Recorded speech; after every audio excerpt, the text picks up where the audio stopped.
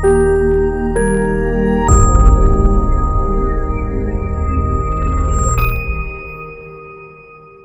అండి, నేను మీ doctor Pujitha Reddy, consultant haematologist and BMT physician at Care hospitals Hyderabad. ఈరోజు మనము అమైలాయిడోసిస్ అనే డిసీజ్ గురించి, అసలు ఆ డిసీజ్ ఎందుకు వస్తుంది అండ్ డిసీజ్ ఉన్న పేషెంట్స్లో ఎటువంటి సిమ్టమ్స్ ఉంటాయి, ఎలా గుర్తించాలి అండ్ ట్రీట్మెంట్ ఎలా ఉంటుంది అనేది తెలుసుకుందాము. అమైలాయిడోసిస్ అనేది చాలా రేర్ డిజార్డర్ అండి. అంటే మిగతా బ్లడ్ రిలేటెడ్ డిజార్డర్స్తో పోలిస్తే ఇది చాలా అరుదుగా వస్తుందన్నమాట. అండ్ ఈ డిసీజ్ అనేది ఎందుకు వస్తుంది అంటే బ్లడ్లో కొన్ని సర్టైన్ టైప్స్ ఆఫ్ మ్యూటేషన్స్ అవ్వడం వల్ల, లేదా కొన్ని సెల్స్ ఎక్కువగా ఉత్పత్తి జరగడం వల్ల ప్రోటీన్ అనేది, ఒక టైప్ ఆఫ్ ప్రోటీన్ అనేది బాడీలో అక్యుములేట్ అవ్వడం జరుగుతూ ఉంటుంది. ఈ ప్రోటీన్ మల్టిపుల్ ఆర్గాన్స్ని ఎఫెక్ట్ చేయడం వల్ల పేషెంట్కి సిమ్టమ్స్ రావడం జరుగుతూ ఉంటుంది. సో ఈ అమైలాయిడోసిస్ ఉన్న పేషెంట్స్లో ఎటువంటి సిమ్టమ్స్ ఉండొచ్చు అంటే, ఆ సిమ్టమ్స్ కూడా ఆర్గన్ ఎఫెక్ట్ అయిన దాన్ని బట్టి ప్రజెంట్ అవుతూ ఉంటుంది. ఫర్ ఎగ్జాంపుల్, మెయిన్ ఆర్గన్ వచ్చేసి ఈ డిసీజ్లో ఎఫెక్ట్ అయ్యేది కిడ్నీ అండి. ఒకవేళ కిడ్నీలో ఈ ప్రోటీన్ అనేది అక్యుములేషన్ అవ్వడం మొదలవుతే పేషెంట్స్కి నెఫ్రాటిక్ రేంజ్ ఆఫ్ ప్రోటీనూరియా అని అంటారు సైన్స్ భాషలో. అంటే పేషెంట్స్కి ఎక్కువ ప్రోటీన్ అనేది యూరిన్లో లాస్ అవుతూ ఉంటుంది.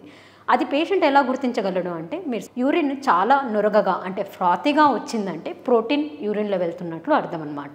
అప్పుడు మనము ఈ ప్రోటీన్ అనేది లాస్ అవుతుంది, దీనికి వర్కప్ గురించి ఆలోచించవచ్చు. ఇకపోతే ఇంకా నెక్స్ట్ మోస్ట్ కామన్ వచ్చేసి కార్డియాక్ ఇన్వాల్వ్మెంట్ అండ్ హెమటాలజికల్ ఇన్వాల్వ్మెంట్ అనమాట. కార్డియాక్ ఇన్వాల్వ్మెంట్ అంటే ఏంటి అంటే, ఈ ప్రోటీన్ అనేది మన హార్ట్ చుట్టూరా అక్యుములేట్ అవ్వడం జరుగుతుంది. సో దానివల్ల ఈ హార్ట్ కొట్టుకోవడంలో, నార్మల్గా ఒక ప్యాటర్న్లో కొట్టుకోవాల్సిన హార్ట్ అరిథమియాస్ అంటాం, అంటే ఇర్రెగ్యులర్గా కొట్టుకోవచ్చు, లేకపోతే హార్ట్ ఫెయిల్యూర్ సిమ్టమ్స్ ఈ పేషెంట్స్ ప్రజెంట్ అవ్వచ్చు. ఇకపోతే ఈ పేషెంట్స్ ఎప్పుడైతే ఈ హార్ట్ ఇన్వాల్వ్మెంట్ ఉంటుందో వీళ్ళ బీపీస్ కూడా తగ్గిపోతాయి అన్నమాట. అంటే బ్లడ్ ప్రెషర్ నార్మల్ రేంజ్ కంటే తక్కువ అవ్వడం జరుగుతూ ఉంటుంది.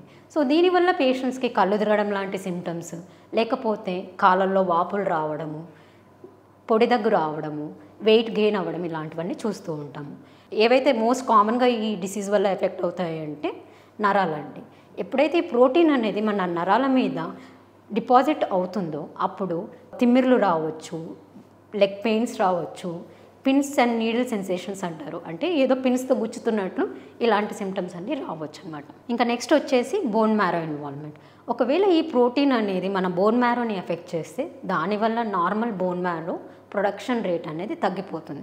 సో పేషెంట్కి హీమోగ్లోబిన్ అనేది తగ్గొచ్చు, ప్లేట్లెట్స్ అనేది తగ్గొచ్చు, and other bone destruction symptoms కూడా చూస్తూ ఉంటాము. ఇంకా నెక్స్ట్ వచ్చేసి స్కిన్ ఇన్వాల్వ్మెంట్.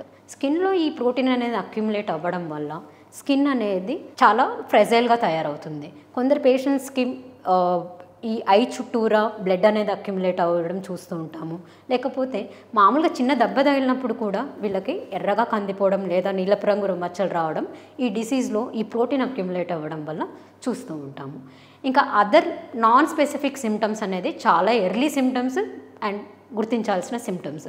అవి ఏంటంటే పేషెంట్కి ఎక్సెసివ్ ఫ్యాటిగ్ అంటే వీక్నెస్ అనిపించడము, ఏం పని చేయాలనిపించకపోవడము, చాలా టైర్డ్నెస్ అనిపించడమేమో, లేకపోతే ఏదైనా తింటూ ఉన్నా ఇక్కడే గొంతులో ఇరుక్కుపోతుందన్నట్లు అనిపించడము, అరగకపోవడము, తిన్నది అరగకపోవడము, వామిటింగ్స్, డయేరియా ఇలాంటివి కూడా చూస్తూ ఉంటాము. సో ఇవి మెయిన్గా సిమ్టమ్స్ అండి, ఈ డిసీజ్కి సంబంధించిన సిమ్టమ్స్. డిసీజ్ సిమ్టమ్స్ తెలుసుకున్నాక ఇప్పుడు అసలు ఈ డిసీజ్ని ఎట్లా గుర్తించాలో తెలుసుకుందాము. మెయిన్గా దీని గురించి మేము డయాగ్నోస్ చేయాలంటే కొన్ని బ్లడ్కి సంబంధించిన టెస్టులు, బయోకెమికల్ పారామీటర్లు అండ్ ఇమ్యునోఫిక్సేషన్ టెస్ట్ అని చేస్తాము. అలా కాకుండా స్పెసిఫిక్ ఆర్గన్ రిలేటెడ్ టెస్టులు లైక్ హార్ట్కి సంబంధించి ట్రోపనిన్ లెవెల్స్ అనే NT-proBNP అని ఇట్లాంటి టెస్టులు, కిడ్నీకి సంబంధించి యూరిన్ ప్రోటీన్ లాస్ ఎంత అవుతుందని ఇలాంటి టెస్టులు చేస్తాము. అది కాకుండా bone marrow biopsy and PET CT scan అనేది చాలా ఇంపార్టెంట్ ఫర్ స్టేజింగ్ పర్పస్ అనమాట. సో ఇవన్నీ టెస్టులు చేసి నిర్ధారించుకొని దాంట్లో జీన్ స్టడీ కావాలంటే అది కూడా చేసుకొని మనము కన్ఫర్మేటరీ డయాగ్నోసిస్కి రావచ్చు అనమాట. ఈ డయాగ్నోసిస్ అయిపోయిన తర్వాత టైప్ ఆఫ్ ప్రోటీన్ బట్టి ట్రీట్మెంట్ అనేది డిఫర్ అవుతుంది. AL టైప్ ఆఫ్ అమైలాయిడోసిస్కి ఒక రకంగా ట్రీట్మెంట్ ఉంటుంది, ఇంకా మిగతా ATTR ప్రోటీన్ అని ఉంటుంది, లేకపోతే A బీటా మైక్రోగ్లోబులిన్ అనే ప్రోటీన్ అని ఉంటుంది. మిగతా ప్రోటీన్స్ అన్నిటికీ చాలా రేర్ డిసీజెస్ ఇవి, వాటికి ట్రీట్మెంట్స్ కూడా పెద్దగా అడ్వాన్స్మెంట్లో లేవండి, ఇంకా క్లినికల్ ట్రయల్స్ జరుగుతున్నాయి.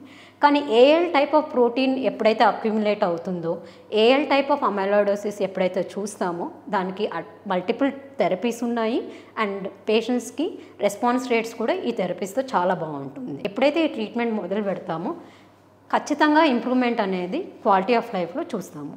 Thank you.